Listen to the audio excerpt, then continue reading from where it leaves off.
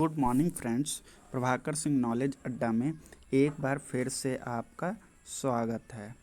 दोस्तों, आज हम लोग जो टीजीटी नेचुरल साइंस है उसमें नेचुरल साइंस जो फीमेल्स का हुआ है उसकी हम बात करेंगे कि उसमें कितना स्कोर आपका है, तो आप जो ई डोसियर के लिए बुलाते हैं उसमें शामिल होने के आपके चांसेस हैं। तो एक एक चीज़ को एनालिसिस करने के बाद एक्सपेक्टेड कट ऑफ के या फिर सेफ स्कोर की तो हम तरफ हम लोग बढ़ेंगे। तो आइए बिना समय गंवाए वीडियो को शुरू करते हैं। देखिए फ्रेंड्स, ये जो परीक्षा हुई है वो 25 और 26 सितंबर को हुई है, 3 शिफ्ट में। तो दोस्तों, इसमें क्या हुआ है, टोटल वैकेंसी की बात करेंगे हम। इसमें 800 प्लस वैकेंसीज़ हैं फीमेल्स की।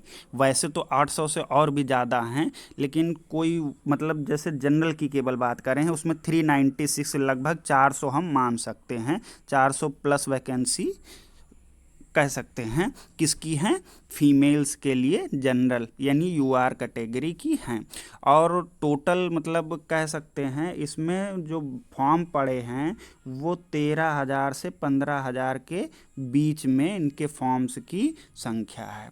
ठीक है, अब दोस्तों बात करते हैं पेपर कैसा आया था। हाँ, इसमें एक सीट पे जो दावेदारी है ओवरऑल की बात कर रहे हैं वो 30 प्लस कैंडिडेट्स हैं, ये बात ध्यान रखिएगा। ठीक है, अब दूसरी बात अटेंडेंस की बात करें, अच्छी खासी अटेंडेंस आ रही है, लगभग 65% के अप्रॉक्स कैंडिडेट्स ने एग्ज़ाम दिया है। तो ये कट ऑफ बढ़ाने में एक फैक्टर करेगा क्योंकि अच्छे खासे लोग पेपर दे रहे हैं। एक सीट पे दावेदारी कितनी, 30 सी।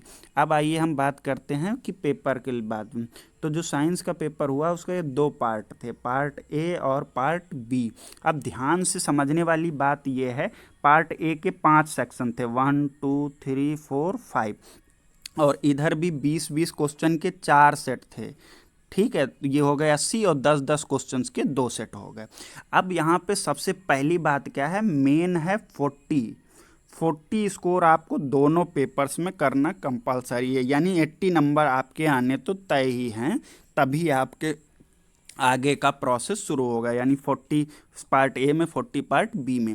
अब यहाँ पर देखिए प्रॉब्लम सबके साथ क्या हुई है कि जिनका मान लीजिए पहला सेक्शन हिंदी का है, अब उसको अभी टाइम अंदाज़ा नहीं, उसके पास तो यही है कि 2 घंटे हैं, उसको 200 क्वेश्चन करने हैं। तो वो क्या सोचता है, ऐसा नहीं कर सकता, उसने जल्दी जल्दी से पार्ट ए शुरू किया और पार्ट ए में पहला सेक्शन मान लिया हिंदी का है तो उसने हिंदी के 10-12 क्वेश्चन करे, नेक्स्ट पे वो चला जाए। ये प्रॉब्लम है उसके साथ, उसको इसको सेव करके जाना है, और सेव करने के बाद अगर ये आप दोबारा खोल रहे हैं तो नहीं खुलेगा। अब यहाँ पे मन में 2 चॉइसेस आती हैं, अगर इसको एक बार लॉक कर दिया तो हम दूसरे में चले जाएंगे, फिर इसकी तरफ नहीं आ पाएंगे।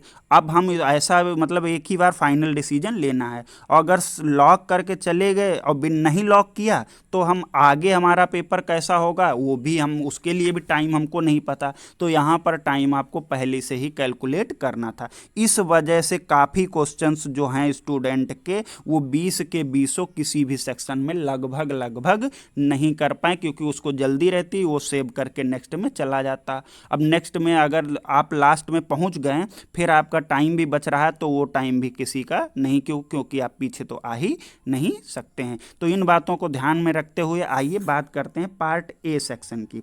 पार्ट ए में 5 पार्ट थे, मतलब 5 सेक्शन थे, तो उनमें अटैम्प्ट देखते हैं कैसे। जैसे मान लिया जो पहला पार्ट ले लिया हिंदी का है, तो हिंदी में कितना स्कोर, इंग्लिश में, उसके बाद मैथ में, जीएस में और रीजनिंग में कितना कितना स्कोर एवरेज रहा है पेपर के लेवल को देखते हुए।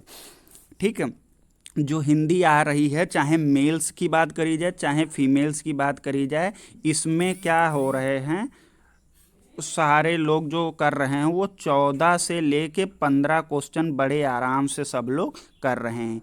इंग्लिश में क्या हो रहा है, 12 से लेके 14 क्वेश्चंस के बीच में जा रहे हैं। ठीक है, इसको ध्यान दीजिएगा। अब क्या हो रहा है, मैथ थोड़ी टाइम टेकिंग है, इस वजह से इसमें ज़्यादा क्वेश्चन लोग नहीं कर पा रहे हैं, 12 के आसपास सारे लोग निकाल रहे हैं।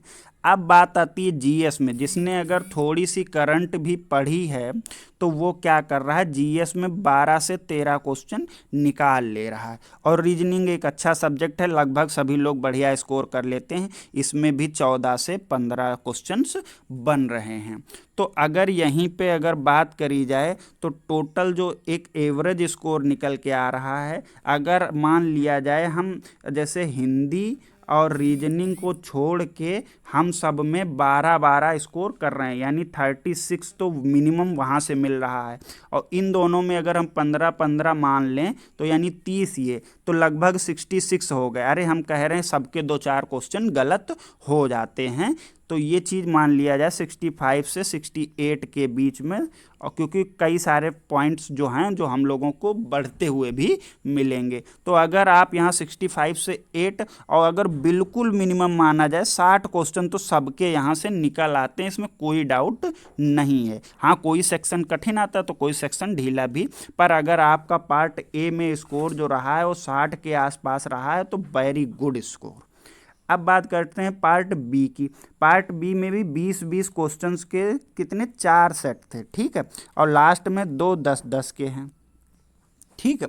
तो अब देखिए जो इस बार का पेपर आ रहा है वो एनसीईआरटी से पॉइंट बेस्ड आ रहा है, मतलब फैक्ट बेस्ड क्वेश्चन पूछे जा रहे हैं। तो 5 सेक्शन, वो 5वां वाला पेडागॉजी से आता है, उसको अभी बाद में डिस्कस करते हैं।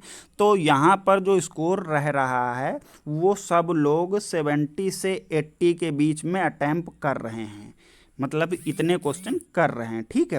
तो अब अटैम्प्ट करना और सही क्वेश्चन होना, उन दोनों में बड़ा अंतर होता है। लोग अटैम्प्ट तो 160 करके आते हैं, लेकिन कटने पिटने के बाद उनके 120 ही बचते हैं। तो हम उतना कहेंगे 70 से 80 अटैम्प्ट हो रहा है, ये बात ध्यान से सुनिएगा। अब इसमें अगर आपके 70 क्वेश्चन हैं तो आपने अगर क्या किया है, इसमें से मान लिए आपके 62 से 65 क्वेश्चन भी सही हैं, तो फिर ये भी आपका एक बहुत बढ़िया स्कोर है। तो हम बात करते हैं पार्ट ए और पार्ट बी में मिला के हमने देखा था 60 से 65, और उसी तरीके से यहाँ 60 प्लस से लेके 62 के बीच में। तो अगर ओवरऑल जो ओवरऑल स्कोर बन रहा है तो हम कह सकते हैं जो 60 प्लस 60 ही मान लेते हैं दोनों में। अगर आप 120 प्लस जा रहे हैं फीमेल कैटेगरी में तो ये आपका बहुत अच्छा स्कोर है। तो आइए हम अब एक एक करके बात करते हैं। जनरली हम बात करें, सबसे पहले यूआर कैटेगरी की बात करते हैं। तो इसमें क्या है, आप 120 से लेके 122 के बीच में हैं तो आप पक्का ई डोसियर के लिए बुलाए जाएंगे, क्योंकि उसमें लगभग 4 गुना कैंडिडेट बुलाए जाते हैं, ठीक है। तो उसके बाद ओबीसी की, यहाँ ओबीसी के साथ एक पता नहीं क्या प्रॉब्लम चल रही है, जिसमें ओबीसी की कट ऑफ जनरल से कम नहीं रह रही है। अब ये बात देखते हैं कहाँ तक लागू होती। फिलहाल इस बार का जो लेवल था, अब नंबर ऑफ वैकेंसीज और फॉर्म को देखें तो उनकी कट ऑफ भी यहाँ पर कम ही रहने वाली है, मतलब जनरल के साथ ही आसपास रहेगी। तो अगर ओबीसी में आप 118 प्लस जा रहे हैं तो ये बड़ी अच्छी बात है, 118 के आसपास। उसके बाद ईडब्ल्यूएस भी कैटेगरी अगर देखिए वो मानते हैं तो वो भी यहीं पर है। उसके बाद मेन बात करते हैं एससी के लिए। एससी के लिए क्या है, ये लोग भी अपने आप को ज़्यादा वेरिएशन नहीं देखने को मिलेगा, 115 के आसपास हैं।